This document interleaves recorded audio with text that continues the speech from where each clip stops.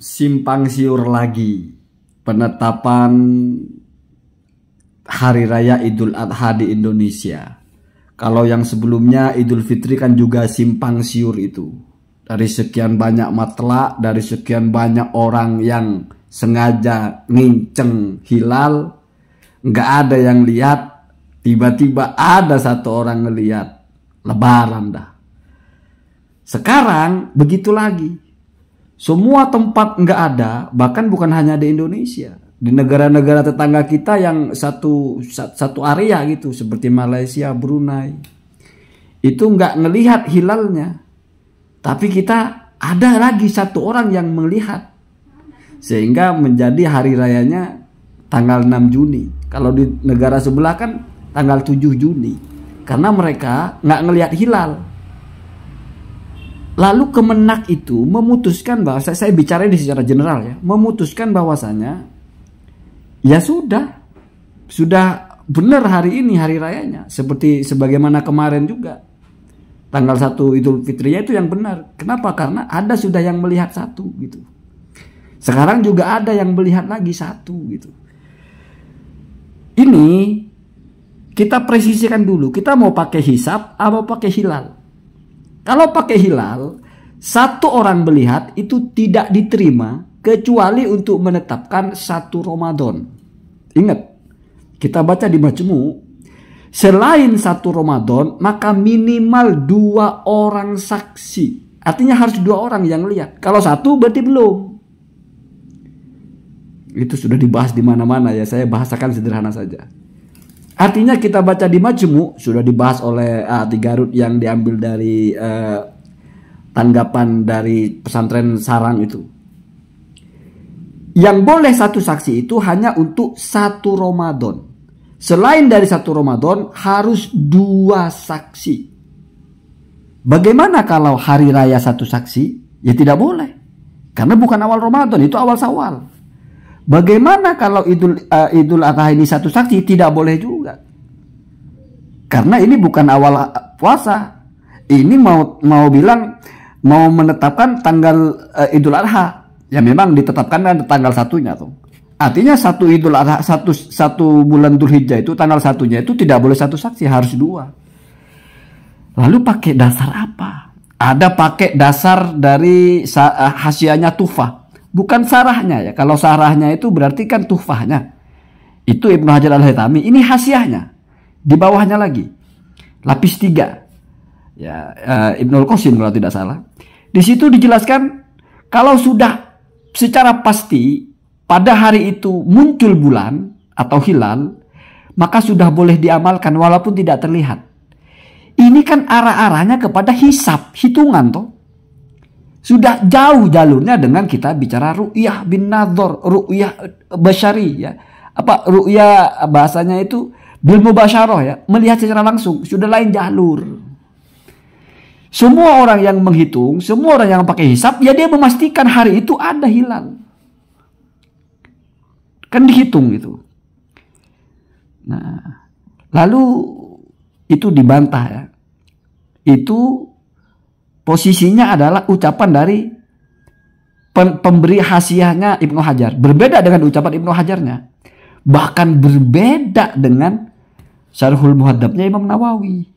Kita tahu toh mazhab Syafi'i. Yang namanya pendapatnya Imam Nawawi itu yang paling otoritatif.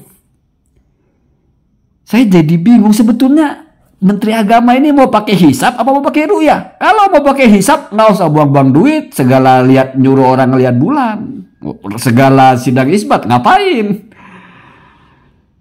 Ya toh.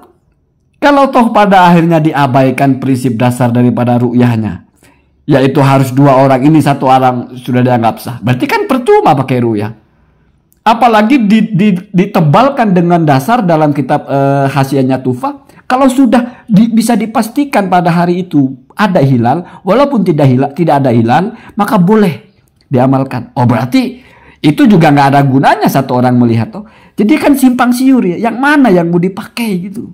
Saya bingung kenapa harus kompromi dengan Muhammadiyah itu loh. Kita ini mau menggalang persatuan. Kenapa nggak Muhammadiyah yang ikut NU? Gampangnya kan begitu. Kenapa harus NU ikut Muhammadiyah? Kenapa harus sama dengan Muhammadiyah gitu loh? Ya tapi kan sama dengan Arab. Pak, Arab lain. Sudah jauh dengan kita. Jadi hilalnya muncul di sana dengan di sini ya beda, ya wajar gitu. Ya saya agak ngegas karena yang mengkritik ini banyak. Saya cuma di bagian membumbui saja. Kenapa sih harus sama dengan Muhammadiyah gitu? Kenapa Muhammadiyah itu nggak bisa dirubah gitu? Atau setidaknya Muhammadiyah jangan diumumkan dulu deh. Karena jadi ricuh gitu. Belum apa-apa sudah ngumumin. Mending diem dulu, gitu. Negara setiap tahun itu menggelontorkan duit miliaran untuk menetapkan tanggal satunya. Muhammadiyah jauh-jauh hari sudah menetapkan. Ini kan sama dengan begini Pak. Kita keluarkan duit banyak untuk memastikan tanggal 1 Syawal. Muhammadiyah udah selesai. Terus pada akhirnya pemerintah tidak ingin ada perpecahan. Terpaksa harus sama dengan Muhammadiyah akhirnya. Lah, apa gunanya ru'yah? Pertanyaan apa gunanya ru'yah relevan itu. Toh ru'yah kalau dipakai prinsipnya disiplin berru'yah, disiplin melihat dengan mata telanjang, disiplin melihat dengan langsung ya. Itu harus 2, kok 1 sudah dipakai. Ini kan agak lucu. Sama dengan begini. Kita mau beli mobil yang mahal, gelontorkan. Padahal mobilnya tidak sesuai dengan spek. Tetap kita bayar. Kan jadi sia-sia. Hanya karena mobil ini walaupun tidak sesuai dengan spek kita, tapi sesuai dengan spek tetangga, spek Muhammadiyah. Mobilnya memang yang ini. Loh, kalau memang mau pakai mobil yang speknya sama dengan Muhammadiyah, nggak usah beli, ya pakai itu saja. Toh pada akhirnya satu mobil. Kan jadi agak-agak gitu. Kita seolah-olah mau menerapkan perangkap yang disiplin bermadzhab Syafi'i. Disiplin kita pakai ru'yahnya itu sudah diperdebatkan dulu itu. Ketua Muhammadiyah sama ketua PBNU itu kalau tidak salah itu. Kiai Haji Din Samsudin dengan Kiai Haji Hasyim Muzadi itu. Ya nggak bisa, itu nggak bisa pakai hisab. Kenapa? Karena ru'yahnya itu melihat. Kenapa nggak pakai hisab? Karena di situ ada alasan-alasan yang alamiah yang itu juga dipakai muktabar, yaitu ghammah. Ghammah itu adalah mendung. Secara logika Pak, hilalnya muncul, tapi kalau mendung maka nggak kelihatan. Secara hisab mungkin muncul, tapi secara kasat mata tidak. Tapi prinsipnya, kalau mendung, artinya apa? Kalau nggak ngelihat hilal, mau kamu hitung toh tidak kelihatan, maka lengkapi puasamu. Atau lengkapi bulan itu menjadi 30. Itu kan prinsip dasarnya. Jadi nggak masalah ini sudah ada hilal apa tidak. Ini yang perlu dipahami. Ru'yah itu bukan bicara apakah hari ini sudah mungkin muncul hilal atau tidak. Tapi ada nggak hilalnya. Kelihatan nggak gitu. Bahkan lebih presisi. Bukan masalah hilal ada apa nggak ada. Tapi kelihatan apa tidak. Maka penekanan di sini adalah kekuatan dari yang melihat, saksi minimal 2. Standar saksi dalam agama harus 2 orang saksi. Karena nggak lagi bicara faktualnya hilal muncul atau tidak Pak, tapi kelihatan apa tidak. Sementara hisab itu kan dia ngitung-ngitung. Kalau sudah derajat segini, maka beberapa jam hari lagi atau beberapa hari lagi akan derajat segini. Kalau derajat segini, maka sudah pasti kelihatan. Di mana itu bisa jadi mestinya kelihatan, tapi mendung jadi tidak kelihatan. Kalau tidak kelihatan, ya dianggapnya tidak hilal.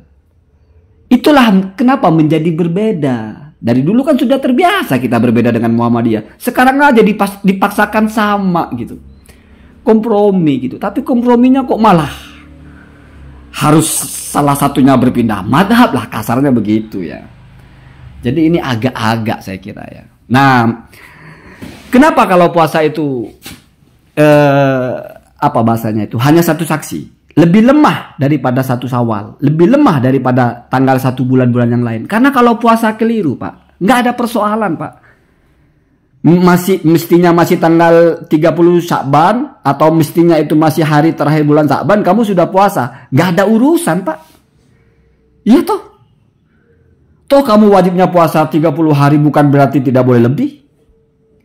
Salah-salahnya pun kamu tidak kurang ibadah puasanya. Tapi bayangkan kalau tanggal 1 Syawalnya keliru.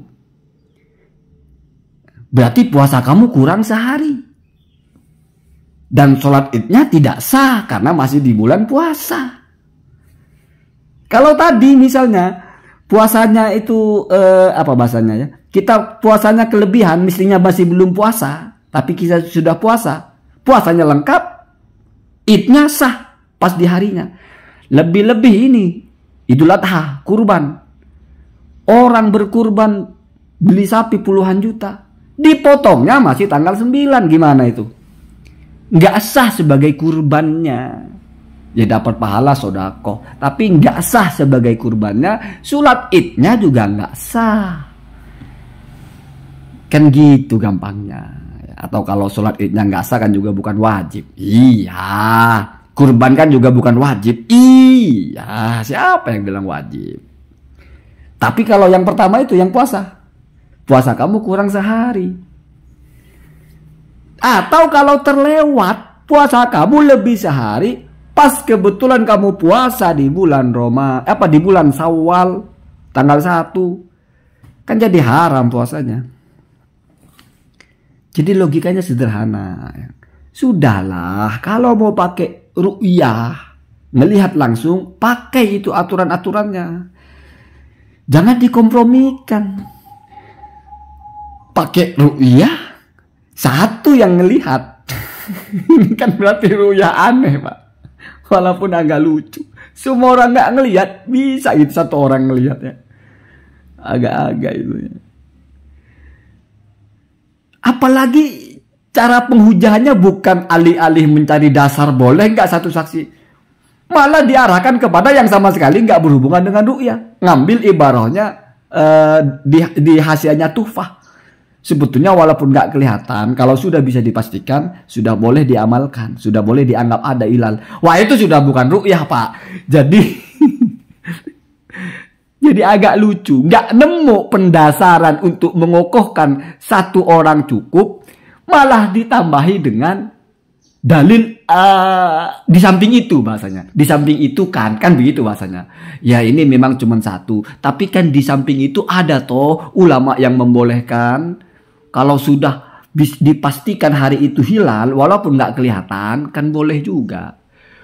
Ya kalau begitu sudah jauh itu. Sudah keluar dari disiplin ru'yah gitu. Baca dalam majmu' itu ya. Itu ya. Jadi kalau kita bicara ru'yah, disiplin ru'yah, kecuali bulan tanggal 1 Ramadan, itu semuanya harus 2. Ramadan kemarin lebarannya saksinya 1. Sekarang 1 lagi. Udah itu yang ngelihat orang Jawa Timur,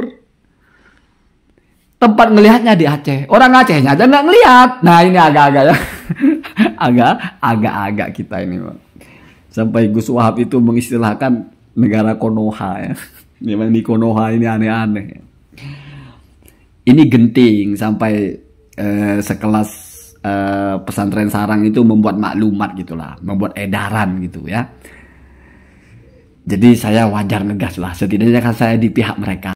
Dan saya sepakat sekali dengan saran dari pesantren sarang ini, jangan dipotong kurbannya hari ini, jangan hari Jumat, lebih baik dipotong besok. Hari Sabtu. Kenapa? Ya, saya akan sampaikan logika sederhananya. Seandainya benar versi Menteri Agama itu atau versi keputusan negara ini bahwa Jumat itu tanggal 10, lalu kurbannya dipotong hari Sabtu, nggak ada masalah. Toh batas pemotongan kurban itu dari tanggal 10 sampai tanggal 13 toh. Hari raya dan hari tasrik. Tanggal 11 itu masih masuk sekali. Masuk hari pertama hari tasrik. Memang waktu motong kurban. Tapi seandainya salah penetapan tanggalnya itu, ternyata tanggal 10-nya adalah hari Sabtu, ya nggak ada masalah dipotong hari Sabtu. Yang masalah yang dipotong hari Jumat. Berarti nggak dipotong di hari di tempat atau di waktu yang semestinya. Karena batas pertama pemotongan kurban itu tanggal 10. Ternyata tanggal 10-nya hari Sabtu, bukan hari Jumat. Artinya lebih aman gitu ya. Jaga-jaga keliru hitungannya, maka disisipkan tanggalnya sehari.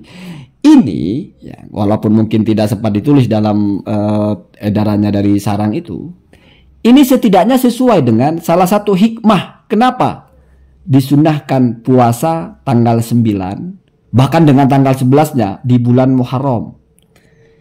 Ya. Salah satu hikmahnya kan kalau yang mansus dalam hadisnya itu untuk menyelisihi Yahudi. Puasa tanggal 9, tapi selisih Yahudi itu dengan kita puasa sehari sebelumnya atau sehari setelahnya. Nah, kan begitu ya. Tapi kalau kita baca dalam kitab yang lain itu, salah satu dari hikmahnya adalah untuk hati-hati menjaga kalau tanggal satunya keliru. Kalau tanggal satunya keliru, maka mesti tanggal 9-nya keliru. Misalnya tanggal satunya terlambat, ya. Mestinya sudah tanggal 2 tapi kita masih anggap tanggal 1, maka tanggal 9-nya itu, ya, maka tanggal 10-nya itu artinya sudah tanggal 11 toh. Kamu puasa tanggal 10 Rebong Somo, tapi tanggal 1-nya keliru, terlambat. Oh, berarti itu sudah tanggal 11, kamu terlewat puasa Asyura itu, puasa tanggal 10-nya itu. Beda kalau kamu puasa dari tanggal 9-nya. Berarti di pikiran kamu baru tanggal 9, tapi karena tanggal satunya terlambat, berarti ini sudah tanggal 10 sebetulnya. Ya kamu kena puasa Asyuranya. Kamu pikir tanggal 9 tapi ternyata Asyura, kamu puasa di situ. Ya kena toh. Besoknya tanggal 10 kamu puasa padahal sudah tanggal 11, ya nggak ada masalah. Itu ya. Apalagi kalau dilapis 3. Tanggal 9 puasa, tanggal 10 puasa, tanggal 11 puasa. Itu aman dari 2 kesalahan. Misalnya tanggalnya terlambat atau terlalu cepat.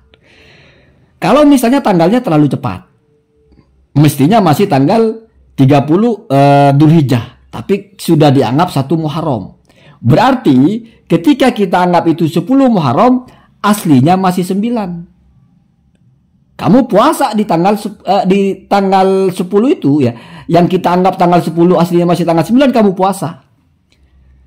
Kalau besoknya tanggal 11 kamu puasa lagi, maka kamu kedapetan Muharramnya itu. Karena di pikiran kamu baru sudah tanggal 11, tapi aslinya masih tanggal 10. Kena kamu dapet. Jadi itu hikmahnya ya. Jadi kalau dalam Muharram itu kenapa ditambah di awal di akhir? Benar-benar hati-hati.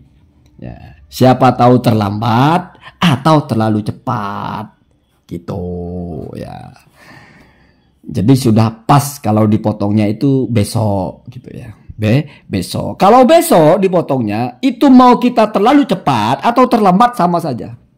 Misalnya kita terlalu cepat tanggal 1-nya, artinya mestinya tanggal 10-nya itu hari Sabtu, tapi kita terlalu cepat tanggal 1-nya sehingga hari Jumat sudah tanggal 10, dipotong Sabtu pas tanggal 10 tuh. Ya. Atau misalnya sebaliknya. Kita ketika menetapkan 1 Dzulhijjah itu terlambat. Ya. Mestinya tanggal yang kita anggap 1 Dzulhijjah itu sudah tanggal 2 Dzulhijjah. Ini kan terlambat bahasanya ya. Maka hari Jumat ini yang kita anggap tanggal 10, mestinya kan sudah tanggal 11. Lalu kurbannya dipotong hari Sabtu. Ya kan jadinya tanggal 12 Pak. Masih tasrik-tasrik juga gitu ya. Jadi kalau untuk Muharram, karena 1 hari yang harus dipresisikan yaitu tanggal 10, maka sepernya sebelum dan sesudahnya. Untuk jaga-jaga kalau terlalu cepat atau terlambat. Kalau untuk Idul Adha kurban, ya cukup ya, memilih hari Sabtu itu sudah mengakomodir baik terlalu cepat atau terlambat. Kalau terlalu cepat tanggalnya berarti pas tanggal 10 hari Sabtu. Kalau terlambat jatuhnya hari Sabtu itu tanggal 12 gitu ya. Kan dari 11 tambah 1 12 kan begitu. Kalau terlambat 11 dikurangi 1 jadi 10. Atau kalau pas ya pas 10 gitu. Jadi itu sudah paling aman itu ya. Nggak apa-apa sholat Idnya hari Sabtu, hari Jumat, motong kambingnya, motong sapinya hari Sabtu. Sangat jenius itu usulannya pesantren sarang itu ya. Saya nggak baca, mungkin dijelaskan seperti itu atau tidak. Wallahu a'lam. Allahumma